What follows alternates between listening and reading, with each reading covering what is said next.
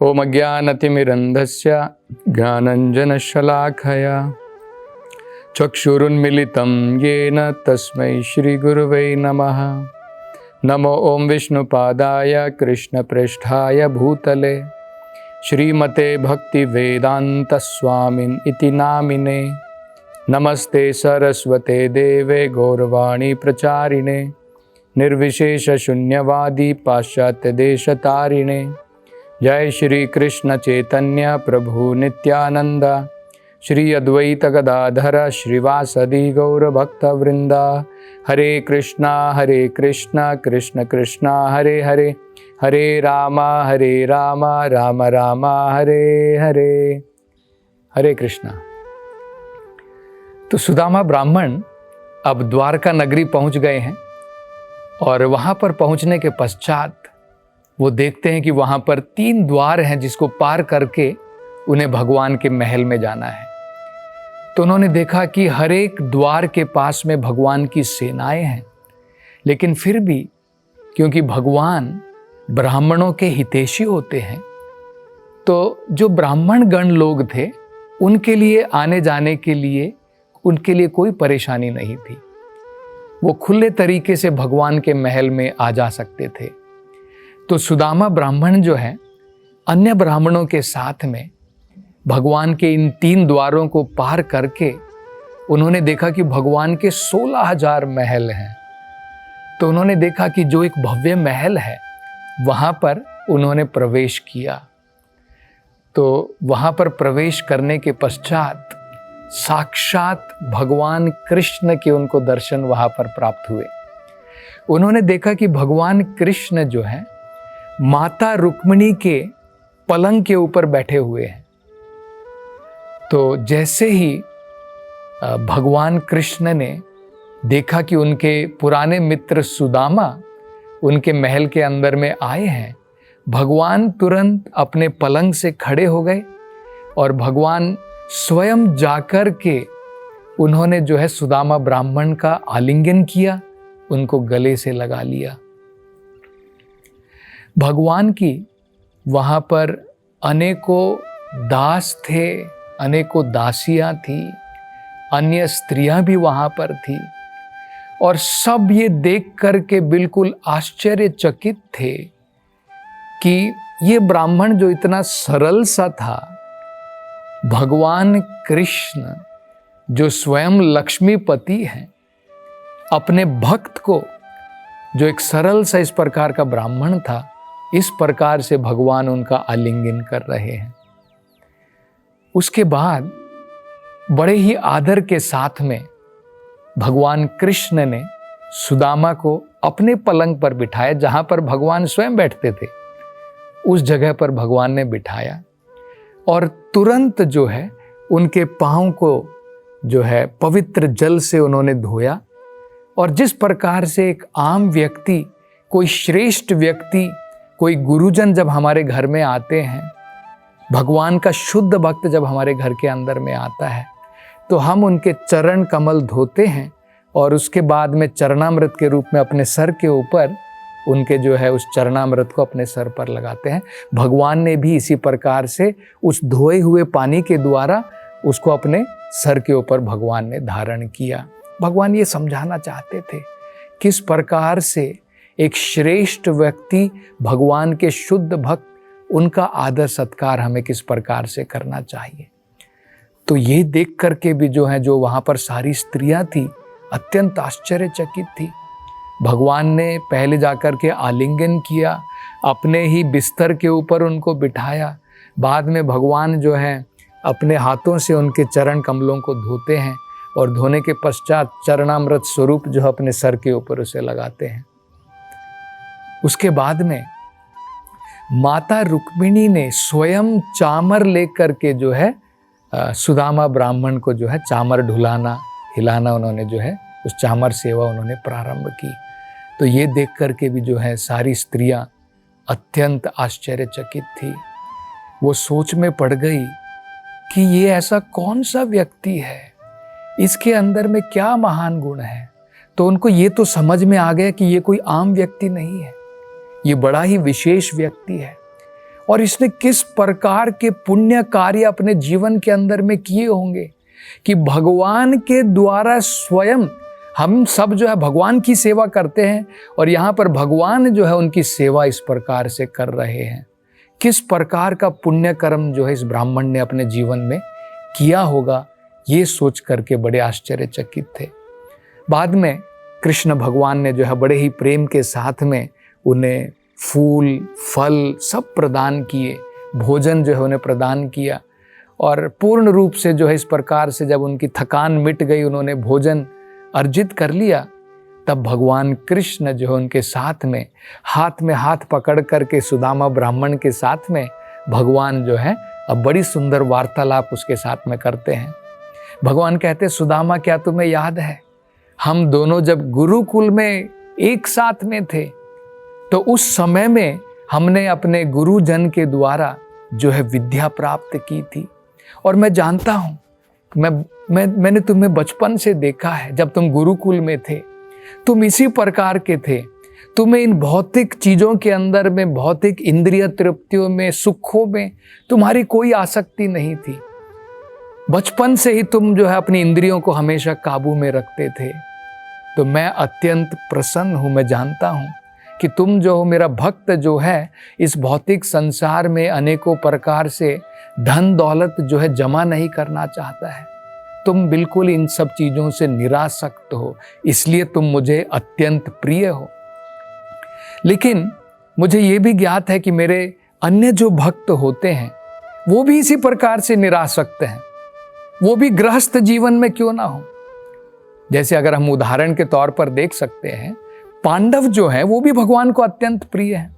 अब पांडवों के पास में सर्व ऐश्वर्य है, सुदामा जो है बिल्कुल सरल है, उनके पास में इस प्रकार का धन दौलत ऐश्वर्य कोई नहीं है। तो भगवान स्वयं बताते हैं कि मेरे जो बाकी के जो गृहस्थ इसी प्रकार से जो मेरी भक्ति में लगे हुए महान भक्त हैं, वो कई बार उनके पास में ऐश्वर्य रहता है लेकिन उसका प्रयोग वो इंद्रिय तृप्ति के लिए नहीं करते हैं। वो अपने गृहस्थ जीवन के द्वारा लोगों को ये समझाना चाहते हैं, अपने आचार के द्वारा गृहस्थ को अपना जीवन किस प्रकार से बिताना चाहिए।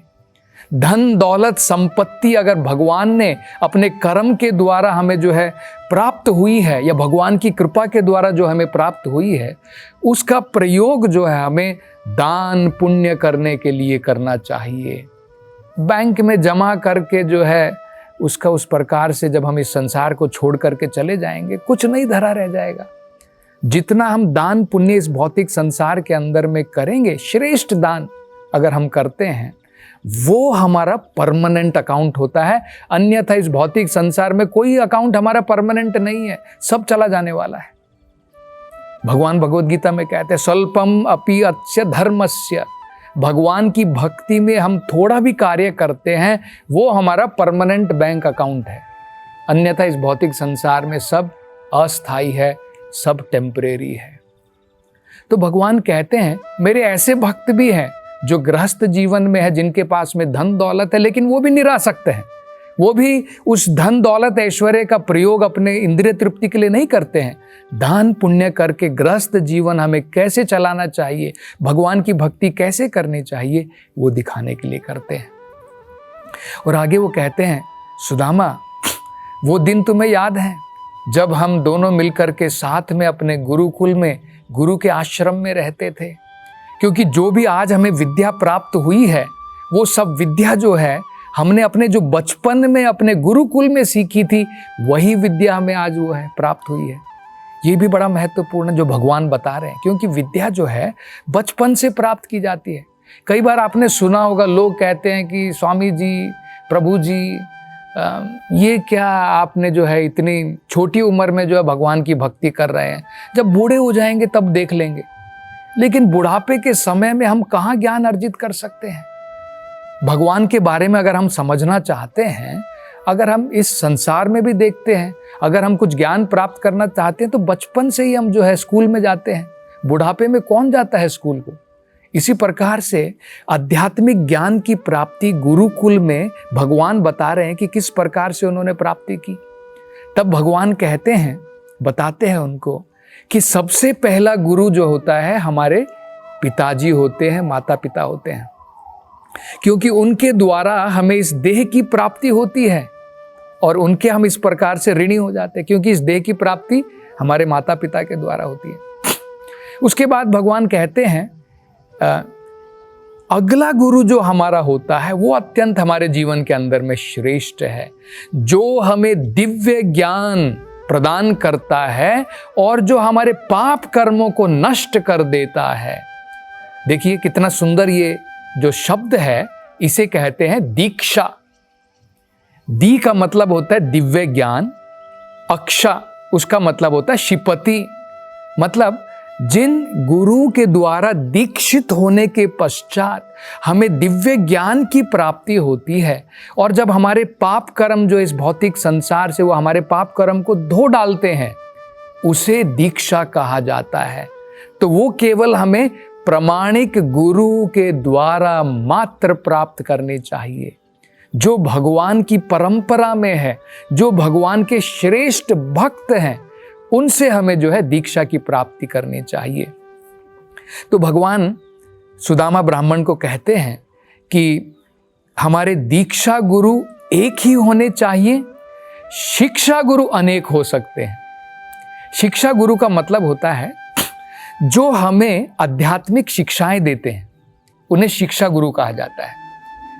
लेकिन दीक्षा गुरु का मतलब होता है जो हमारे जीवन को मार्गदर्शन देते हैं, भगवान की भक्ति हमें किस प्रकार से करनी है और जो हमारे पाप कर्मों का उसका जो है निवारण कर देते हैं, वो हमारे दीक्षा गुरु कहलाते हैं।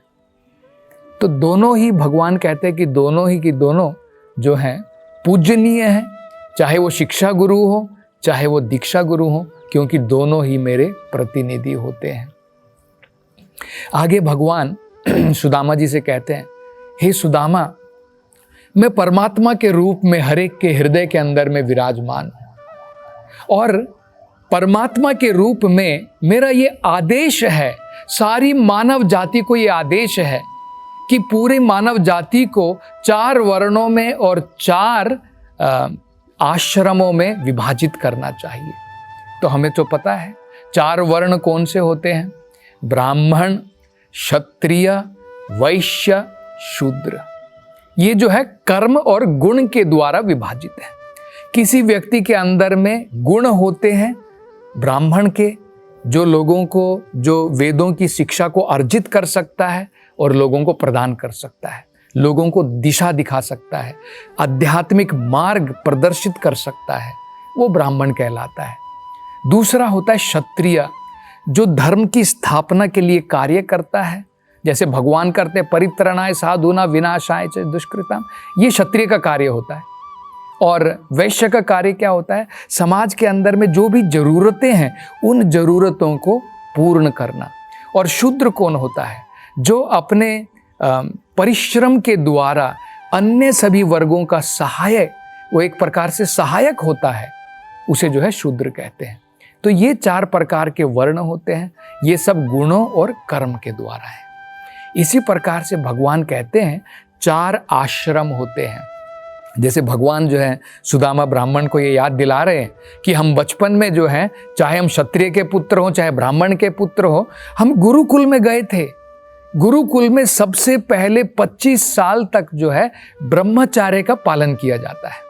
पहले के 25 साल मानव के जो है 100 साल इस प्रकार से बांटे गए हैं कि हम इसे 4 भागों में विभाजित कर सकते हैं। पहले के 25 साल ब्रह्मचार्य के समय में व्यक्ति को सिखाया जाता है मातृवत परदारेषु, हर एक स्त्री को माँ के बराबर, माँ के समान देखना है। अगर बचपन से इस प्रकार की ट्रेनिंग दी जाए, वो कितनी बढ़िया प्रकार की ट्रेनिंग है। अपनी माँ के बराबर हर एक स्त्री को अगर हम देखेंगे, इस भौतिक संसार में हम जो देख रहे हैं अनेकों प्रकार की काम वासनाओं के द्वारा जो अनेकों प्रकार के घोर कर्म किए जाते हैं, वो सब लुप्त हो जाएंगे संसार के अंदर से। तो वो कहते हैं कि सबसे पहले ब्रह्मचार्य का पालन करना चाहिए। और जब व्यक्ति इसी प्रकार से बढ़िया प्रकार से ब्रह्मचार्य का पालन करता है, उसके बाद उसे गृहस्थ जीवन में जाना चाहिए। गृहस्थ जीवन में जाने के पश्चात ऐसा नहीं कि पूरा जीवन जो है उसे गृहस्थ जीवन में रहना है, उसे धर्म का पालन करना है। ब्रह्मचार्य में तो प्रैक्टिकली जो है बिल्कुल रेगुलेटेड लाइफ, बिल्कुल नियमों का पालन करना है। गृहस्थ जीवन में थोड़ी सी छूट हो सकती है, लेकिन उसी प्रकार का पालन हमें गृहस्थ जीवन में भी करना है। और ऐसा नहीं कि सारी जिंदगी हम गृहस्थ जीवन में रहेंगे। 50 साल के पश्चात में जब उनकी संतान जो है बड़ी हो जाती है, तब व्यक्ति को जो है वानप्रस्थ जो है वो लेना चाहिए। वानप्रस्थ का मतलब है कि अब सांसारिक रिस्पॉन्सिबिलिटी, जिम्मेदारी जो है अपने संतान को ऊपर छोड़ दी, और हम जो है अब आध्यात्मिकता की प्रगति में अब केवल उसमें हम मन लगाएंगे। अभी भी नहीं कि हम 60 साल 70 साल के हो गए, अभी भी जाकर के बिजनेस देख रहे हैं, फिर ये मानव जीवन नहीं कहलाता है। तो उसे कहते हैं वानप्रस्थ जीवन। और अंत में जो है पूर्ण रूप से सभी चीज़ों का त्याग करके व्यक्ति जो है संन्यास लेता है। तो भगवान कहते हैं कि मेरे जो है आदेश के अनुसार ये पालन करना पूरे समाज के अंदर में, मानवता के अंदर में उनका ये कर्तव्य बनता है कि अगर हमें सही प्रकार से मानव सभ्यता को चलाना है तो हमें जो है इस प्रकार का पालन अत्यंत आवश्यक होता है। तो और आगे भगवान जो है सुदामा ब्राह्मण के साथ में क्या क्या वार्तालाप करते हैं, अपने पुराने जो है समय को वो किस प्रकार से याद करते हैं, इसकी चर्चा हम अगली कथा में करेंगे। हरे कृष्ण।